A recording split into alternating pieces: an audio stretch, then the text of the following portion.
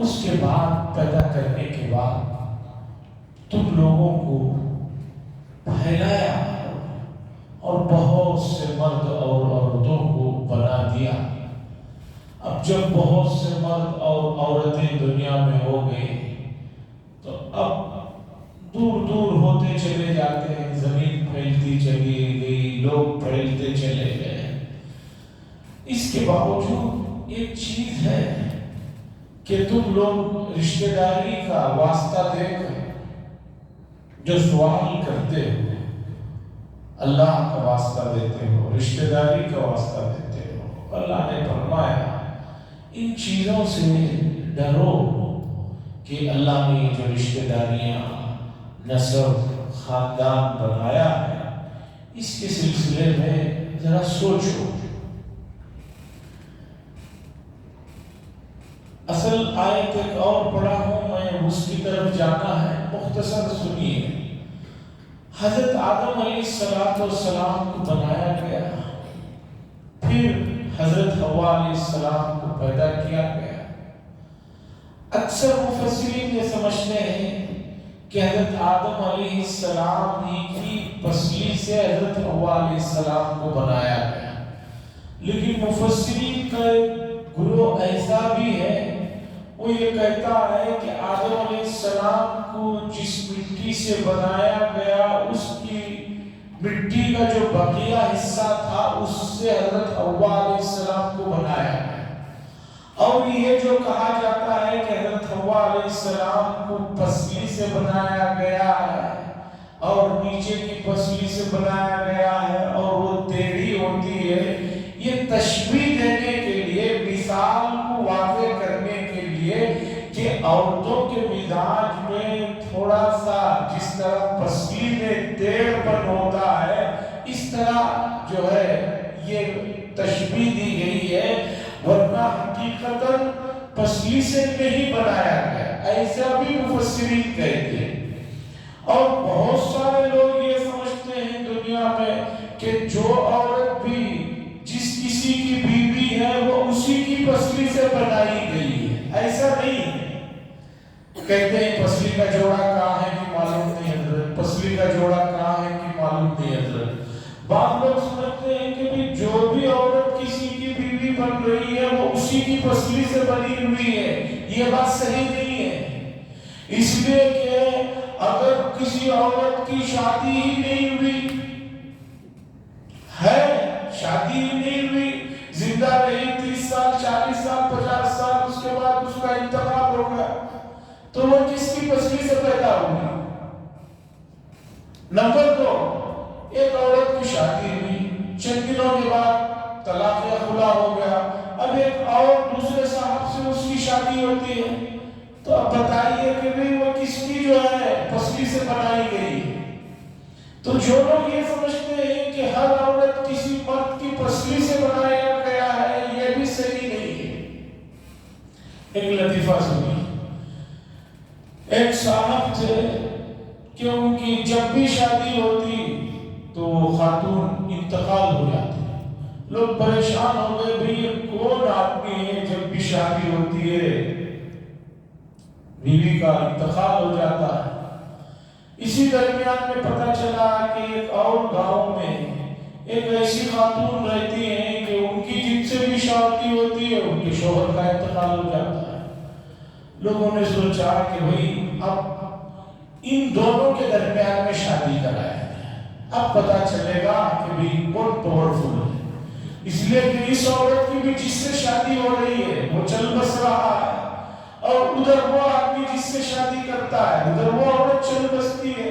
اب ان دونوں کی شادی کرائی جائے، دیکھا جائے کہ بھی کون چل بستا، تو بہت دوڑ دھوپ کر کے جو ہے ان دونوں کی شادی کرائی گئی، اور صبح نتیجہ کیا نکلا وہ سنیے۔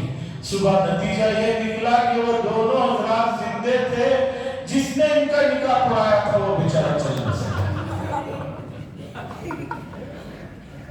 جس نے پڑھایا تھا وہ چل بسا۔ قصہ مختصر ہے، 2-3 دن پہلے یہ نوٹیفیکیشن جاری ہو گیا ہے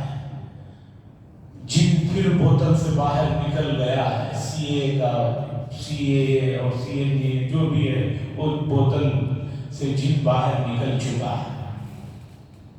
ہم یہ کہتے ہیں، ہمارا عقیدہ ہے انسان جو موجودہ صورتحال میں پائے جا رہے ہیں یہ انسان ہی کی اولاد ہے، یہ بندر کی ترقی یافتہ شکل نہیں ہے کہ انسان بندر تھا، ترقی کرتے کرتے جو ہے وہ انسان بن گیا۔ اگر ایسا ہے تو باقی جو ابھی بندر بہت سے بچے ہوئے ہیں وہ کیوں نہیں ترقی کی؟ یہ ایک نظریہ تھا، کسی زمانے میں بڑا فیمس تھا یورپ میں، لیکن جس نے اس نظریے کو ایجاد کیا آج خود اس کے اپنے کنٹری میں اس نظریے کی کوئی ویلیو نہیں رہ گئی، اس کی کوئی اہمیت نہیں رہی۔ تو ہم مانتے ہیں کہ حضرت انسان یہ بندر کی تبدیل شدہ شکل نہیں، انسان سے ہی بنی ہوئی۔ جو مذاہب اس وقت دنیا میں پائے جاتے ہیں، چاہے یہودیت ہو، عیسائیت ہو، مذہبی کتابیں جو تھوڑی بہت ان کے پاس بگڑی ہوئے ہونے کے باوجود جو موجود ہیں، وہ بھی اس بات کو مانتے ہیں کہ حضرت آدم علیہ السلام کی اولاد ہے حضرت انسان۔ ہاں یہودی البتہ یہ کہتے ہیں ہم انبیاء کی اولادوں میں سے ہیں، اس لیے ہمارا ذرا بڑا مقام ہے، ہمیں کبھی کوئی اللہ کی طرف سے پکڑ نہیں ہو سکتی، قیامت میں عذاب بھی نہیں ہوگا، ہم اللہ کے بہت خاص ہیں، چہیتے ہیں، اللہ کے بیٹے ہیں، نحن ابناء اللہ و احباؤ، ہم اللہ کے بیٹے ہیں اور ان کے پسندیدہ ہیں۔ قرآن نے کہا اگر تم اتنے اللہ کے بہت خاص ہو، پسندیدہ ہو، تو پھر اس دنیا میں کیوں پریشان ہو رہے ہو؟ یہ دنیا تو کوئی خاص جگہ نہیں ہے، اصل تو آخرت ہے اور جنت ہے جہاں ہر قسم کی سہولتیں ہیں۔ تو موت کی تمنا کرو اور جو ہے اللہ کے پاس پہنچ جاؤ۔ اور قرآن نے کہا وَلَن يَتَمَنَّوْهُ أَبَدًا بِمَا قَدَّمَتْ أَيْدِيهِمْ، اور یہ کبھی بھی موت کی تمنا نہیں کریں۔ کیوں؟ انہیں معلوم ہے کہ یہاں سے جائیں گے تو بہت حساب کتاب دینا ہے، جو ظلم کیے ہیں اور جو شریعت کو بدلا ہے اور انبیاء کی باتوں کو اور انبیاء کے نام پر جو دھوکے دیے ہیں، ان سب کا حساب دینا ہے، اس لیے یہ کبھی بھی موت کی تمنا نہیں۔ یہ بڑے محقق نے اس آیت کے ذیل میں ایک بات لکھی، بات تلخ ہے لیکن سنانا تو پڑے گا۔ حضرت نے لکھا اس آیت کے ذیل میں اکثر امت مسلمہ کے لوگ یہ سمجھتے ہیں یہ آیت یہودیوں سے متعلق ہے، وہ موت کی تمنا نہیں کرتے ہیں کیونکہ انہیں معلوم ہے کہ جانے کے بعد بہت سارا حساب کتاب دینا ہے۔ اور مسلمان کہتے ہیں بھئی ہمارے بارے میں آیت نہیں ہے، حالانکہ جیسے یہود موت کی تمنا نہیں کرتے ہیں، موجودہ زمانے میں امت مسلمہ میں بھی ایک بڑا طبقہ ایسا ہے جو باوجود علم ہونے کے، سب کچھ ہونے کے، اپنی سب ان کے اعمال ان کے سامنے ہونے کے، وہ بھی اللہ سے ملنے کی خواہش نہیں رکھتا۔ اگر کسی کے دل میں اللہ سے ملنے کی خواہش نہیں ہے تو حضور نے فرمایا جو اللہ سے ملنے ناپسندیدہ کرتا ہے اللہ بھی اس سے ملنا پسند نہیں کرتا۔ اس لیے ہمیں ہر وقت تیار رہنا چاہیے۔ 2-3 دن پہلے ہی میں حضرت مولانا مفتی یوسف صاحب لدھیانوی کا واقعہ سنایا کہ بھئی انہوں نے کہا کہ بہت زمانہ ہوا حضرت کے سامان باندھے بیٹھا ہوا ہوں، جب بلاوا آئے میں چلا جاؤں۔ شیخ سعدی کا واقعہ ہے، نہیں علامہ عطار کا واقعہ ہے۔ یہ اپنے والد کی دکان پہ بیٹھا کرتے تھے جہاں پر ہمارے یہاں جو پنساری کی دکان بولتے ہیں اس طرح کی دکان ہوتی تھی، اس میں یہ بیٹھتے تھے۔ تو ایک دن ایک اللہ والے ان کے پاس آئے، آ کر دیکھا کہ بھی دکان میں اتنی ساری بوتلیں رکھی ہیں، اس میں جڑی بوٹی ہے، اس میں فلاں چیز ہے، فلاں چیز ہے۔ انہوں نے کہا کہ بھائی تمہاری تو جان ان بوتلوں میں، ان دوائیوں میں اٹکی ہوئی ہے، اگر اللہ کی طرف سے بلاوا آ جائے گا تو کیسے نکلے گی تمہاری جان اتنے ساری چیزوں میں تو جو اٹکی ہوئی ہے۔ یہ نوجوان تھے، ابھی دینی اس طرح کی لائن میں نہیں آئے تھے۔ انہوں نے کہا جیسے تمہاری جان نکلے گی اس طرح میری بھی نکل جائے گی۔ وہ جو اللہ کا ولی تھا، اللہ کے جو فیصلے ہوتے ہیں، جو بعض چیزیں راز بتا دیے جاتے ہیں، کسی سے کچھ کام لینا رہتا ہے، وہ اللہ کے بندے کو اپنا آخری وقت بتا دیا گیا۔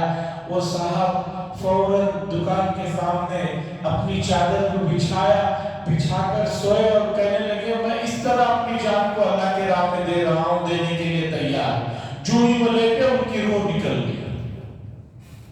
یہ اترے، دیکھا روح نکل گئی تو اس واقعے سے ان کو بہت اثر ہوا۔ اس کے بعد انہوں نے اسے چھوڑا اور اس کے بعد بہت منازل طے کیے، تصوف کے، دوسری لائنوں کے، اور بہت کام کیا ان کی کتابیں۔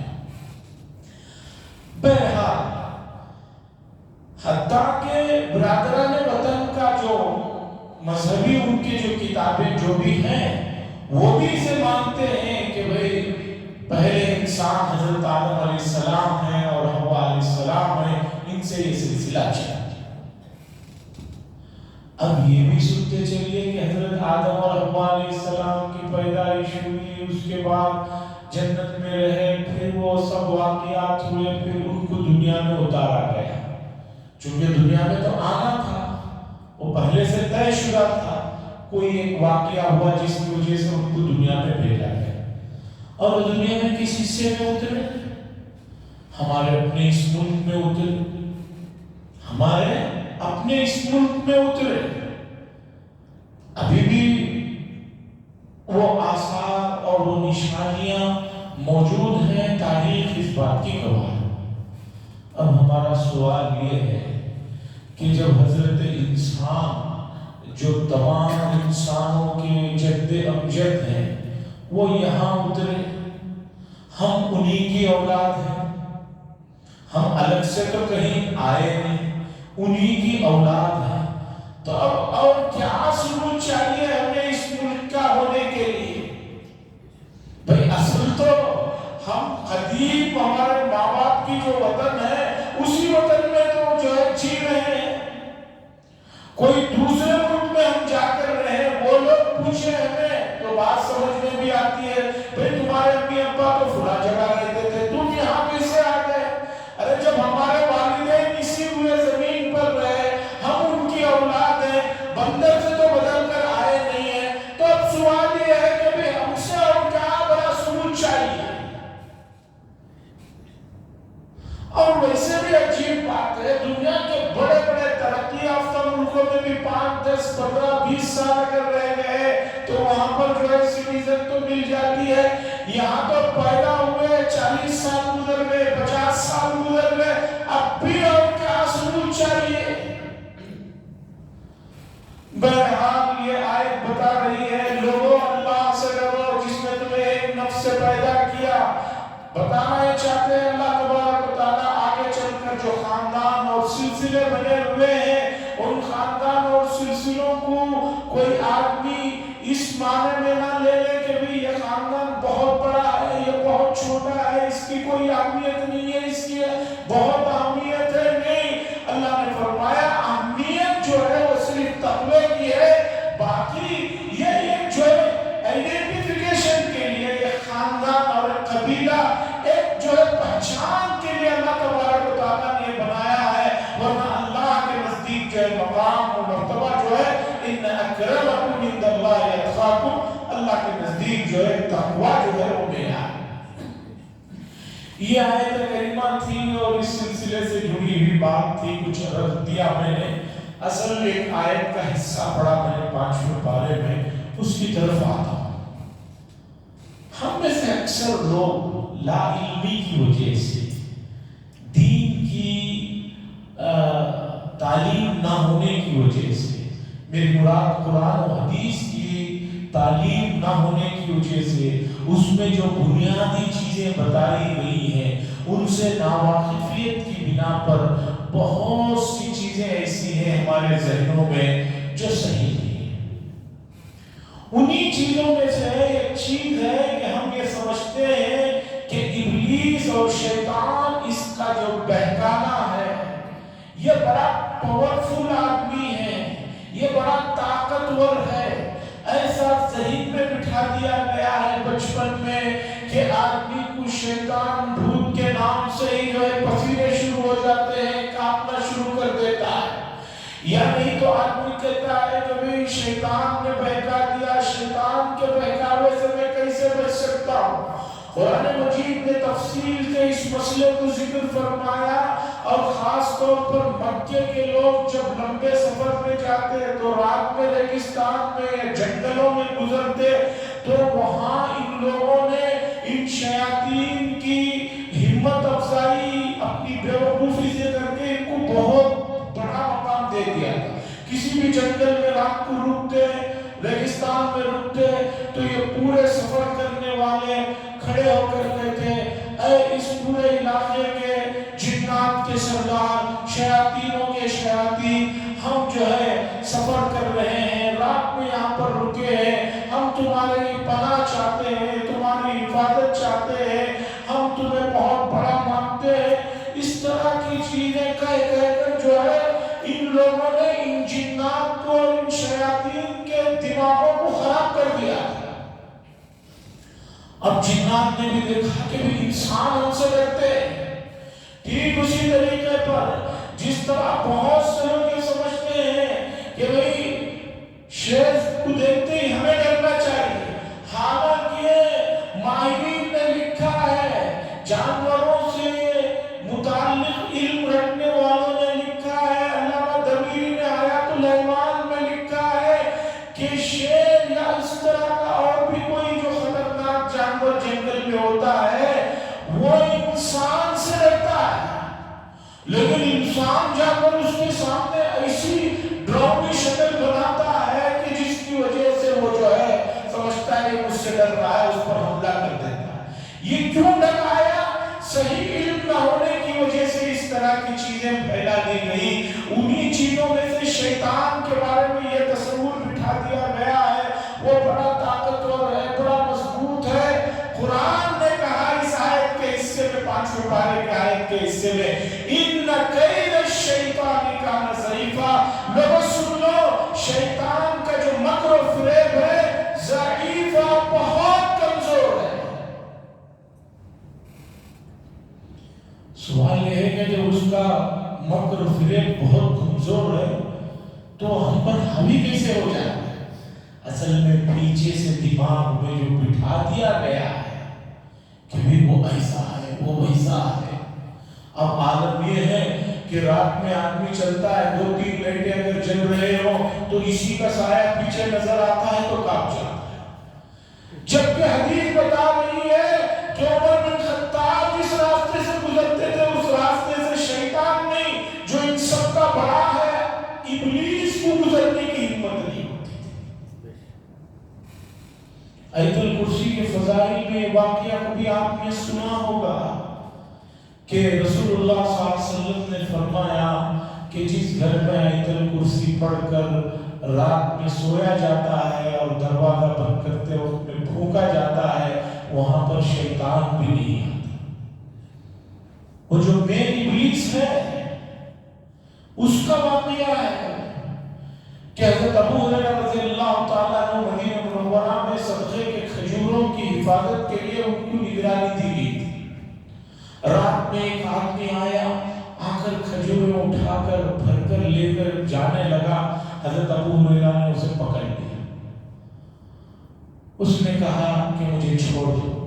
انہوں نے کہا تم چوری کرتے ہو؟ اس نے کہا نہیں، میرے گھر بار والے بہت کمزور ہیں، بیمار ہیں، بھوکے ہیں، اور یہ صدقے کے کھجور ہیں، میں لے کر جا رہا ہوں، تو کیا اس میں غلط ہے؟ ہاں طریقہ غلط ہے۔ حضرت ابو ہریرہ نے بھی سوچا ہاں بھائی صدقے کے کھجور ہے، اتنا مجبور ہے، بے بس ہے، تو چھوڑ دو۔ حضرت ابو ہریرہ رضی اللہ تعالیٰ عنہ نے چھوڑ دیا۔ صبح رسول اللہ صلی اللہ علیہ وسلم کی مجلس میں آئے، حضور صلی اللہ علیہ وسلم نے پوچھا حضرت ابو ہریرہ رضی اللہ تعالیٰ عنہ سے کہ بھئی رات کیسے گزری؟ انہوں نے کہا ٹھیک۔ کیا کہا اس چور نے؟ حضرت ابو ہریرہ رضی اللہ تعالیٰ عنہ تھکے رہ گئے کہ بھئی حضور کو تو پتہ چل چکا ہے۔ انہوں نے فرمایا ہاں ایک آدمی آیا تھا اس طرح اس طرح۔ حضور صلی اللہ علیہ وسلم نے فرمایا آج رات پھر آئے گا وہ،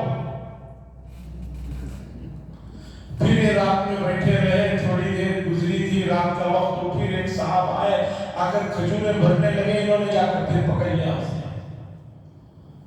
تو پھر وہ ایسا رویا، ایسا بلایا، ایسی صورت بنایا کہ میں بہت محتاج ہوں، یہ صدقے کے کھجور ہیں، میں بہت دور رہتا ہوں، چھوڑ دو۔ تو حضرت ابو ہریرہ نے چھوڑ دیا۔ پھر دوسرے دن فجر کے بعد حضور صلی اللہ علیہ وسلم نے فرمایا کہ رات کیسے گزری؟ اور صاحب نے کیا کہا؟ انہوں نے کہا ایسا ایسا ہوا۔ حضور صلی اللہ علیہ وسلم نے فرمایا آج پھر آئے گا۔ اب رات میں پھر یہ انتظار میں تھے کہ آج کو چھوڑوں گا نہیں۔ اب انہوں نے جو ہے پکڑ لیا اور اس سے کہا کہ بھئی ہرگز تمہیں نہیں چھوڑوں گا۔ اس نے کہا کہ بہت منت سماجت کی، جب انہوں نے نہیں مانا تو اس نے کہا میں تمہیں ایک بہت کام کی بات بتاتا ہوں، تم مجھے چھوڑ دو، بہت فائدے کی بات بتاتا ہوں۔ حضرت ابو ہریرہ نے پوچھا کیا ہے؟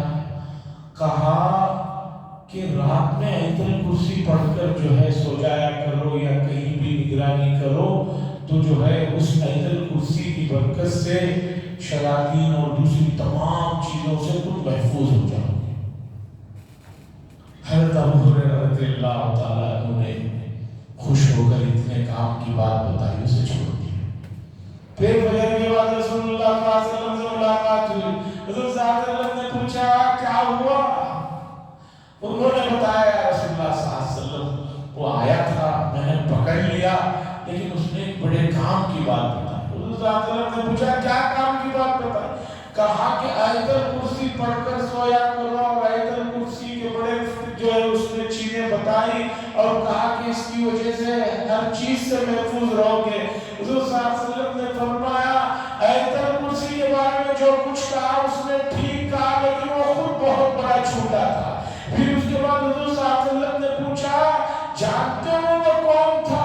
حضرت ابو ہریرہ رضی اللہ تعالیٰ عنہ نے فرمایا مجھے نہیں معلوم یا رسول اللہ صلی اللہ علیہ وسلم۔ حضور صلی اللہ علیہ وسلم نے فرمایا وہ ابلیس تھا۔ حضور صلی اللہ علیہ وسلم کے ایک صحابی نے ابلیس کو پکڑ لیا اور پکڑنے کے بعد تل بنا رہا تھا۔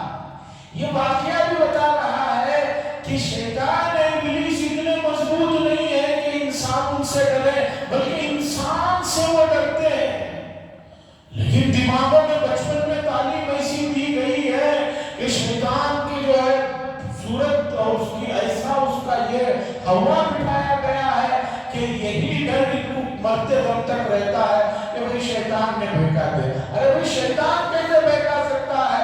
تم نے صرف اللہ کا نام لیا وہ تمہارے سامنے سے رفو چکر ہو جائے۔ آج حضرت تھانوی رحمۃ اللہ علیہ کی بات بتا کر بات ختم کرتا ہوں۔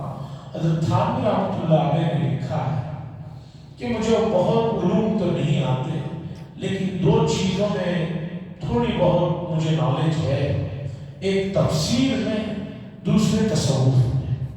اور حضرت نے لکھا کہ تصوف کا خلاصہ کیا ہے، یہ تصوف کا جو خلاصہ کیا ہے۔ حضرت نے لکھا تصوف کا خلاصہ یہ ہے کہ جب آدمی کے اندر نیک کام کرنے میں سستی آئے تو وہ اٹھ کر کام کرے اور اس سستی کو بھگائے۔ نماز پڑھنے سستی ہو رہی ہے، نیک کام ہے۔ صدقہ خیرات کرنے میں سستی ہو رہی ہے، نیک کام ہے۔ حضرت نے لکھا کہ اسی وقت اٹھ کر اس کا مقابلہ کرے اور نیک کام کر لے، اس سستی کو جو ہے جو نیک کام کے لیے آ رہی تھی ختم کرے۔ دوسرا جب بھی کوئی گناہ کا ارادہ ہو تو اس گناہ کے ارادے میں جو سستی ہو رہی ہے، چلو بھی اب کر لیتے ہیں یہ گناہ، یہ نافرمانی اب کر لیتے ہیں، آگے چل کر توبہ کر لیتے ہیں، وہاں اٹھ کر جو ہے اس سستی کو ختم کرو اور گناہ نہ کرو۔ یہ دو کام کر لو، انشاءاللہ العزیز تم اللہ کے بہت قریبی آدمی بن جاؤ۔ طاعت میں جب سستی ہونے لگے اٹھ کر اس کا مقابلہ کرو، معصیت میں جب جو ہے دل لگنے لگے تو وہاں جو ہے چستی دکھاؤ اور معصیت سے دور ہو جاؤ۔ تو ان کید الشیطان کان ضعیفا، شیطان کا جو مکر و فریب ہے وہ بہت کمزور ہے۔ صرف حدیث میں آتا ہے کہ دل کے پاس اس طرح ڈنک لے کے بیٹھا رہتا ہے، جیسے مچھر ڈنک لے کے بیٹھا ہے اس طرح بیٹھے رہتا ہے۔ جہاں تم نے اللہ کا خیال کیا، اللہ کا نام لیا، فوراً وہ ہٹ جاتا ہے۔ جہاں تم نے مسلسل جو ہے اللہ کی طرف اپنی توجہ نہیں کی، اللہ کا نام نہیں لیا، تو جو ہے وہ اپنی ڈنکے مارتے رہتا ہے یہاں تک کہ جو ہے دل زخمی ہو جاتا ہے، اس کے بعد وہ اللہ کی طرف متوجہ نہیں ہوتا۔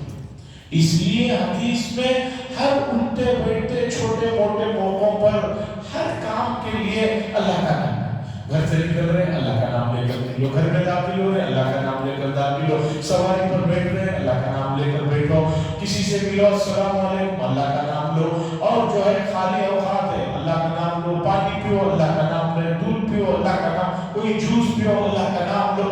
یعنی جتنا آپ اللہ کا نام لیتے رہیں گے وہ دور ہوتا چلا جائے گا اور دل جو ہے قابو میں رہے گا۔ اور دیکھیے اس مہینے کی برکتیں، رحمتیں کہ شیطان کا جو تصور ہے اللہ نے ان سب کو جو ہے قید کر کے ڈال دیا، بندوں کو بتانے کے لیے کہ بھئی اب تم یہ بھی حضور نہیں پیش کر سکتے، ہمارے پاس ہے اللہ، رمضان تو دیا تھا آپ نے، لیکن شیطان کھلے پھر رہے تھے، انہوں نے آ کر ہمیں دھوکہ دے دیا اور غلا دیا، اور جو ہے اس وجہ سے ہم کچھ کام نہیں کر سکے۔ اب یہ بھی آدمی اللہ کے حضور نہیں پیش کر سکتا کہ رمضان میں اس لیے نہیں کر سکا کہ شیاطین میرے سر پہ مسلط ہے۔ عزیزان محترم، شیاطین کو بھی حدیث میں بتایا گیا، قید کر دیا گیا ہے۔ اب ہمیں اللہ کے یہاں رمضان کی بے حرمتی نعوذ باللہ کر لیا تو سمجھیے کہ وہاں جواب دینے کے لیے کوئی عذر باقی نہیں رہے گا۔ اس لیے ماہ مبارک کی پہلی جمعہ ہے، عام جمعہ سے زیادہ اس جمعہ کو ذرا مقام دیجئے، کچھ ذکر بڑھائیے، تہجد میں 2 رکعت بڑھائیے اور تلاوت بڑھائیے، اور رسول اللہ صلی اللہ علیہ وسلم پر جو درود و سلام کا تحفہ ہے اسے اور بڑھائیے، تاکہ آنے والی جمعیں بھی اس جمعہ کی برکت سے اور بہتر ہو جائیں۔ اللہ سے دعا فرمائیں اللہ تعالیٰ شیطان کے مکر کو جو ہم نے بہت بڑا سمجھ رکھا ہے، جبکہ خود اللہ فرما رہے ہیں ان کید الشیطان کان ضعیفا، بہت کمزور ہے، اس کمزور کا ہمیں مقابلہ کر کے اس کے مکر و فریب سے ہماری حفاظت فرمائے۔ وآخر دعوانا الحمدللہ رب العالمین، الحمدللہ رب العالمین۔ اللهم صل على سيدنا شفيعنا نبينا حبيبنا مولانا محمد بارك وسلم۔ اللهم انت السلام منك السلام تبارك يا ذا الجلال والاكرام۔ اللهم انجي المستضعفين من المؤمنين في فلسطين وفي كل مكان، اللهم انصر المجاهدين في فلسطين وفي كل مكان، اللهم انصر المظلومين في فلسطين وفي كل مكان، اللهم اشدد وطأتك على اليهود، اللهم اجعل عليهم سنين كسنين يوسف، صلى الله تعالى وسلم على خير محمد وعلى آله وصحبه أجمعين، والحمد لله رب العالمين۔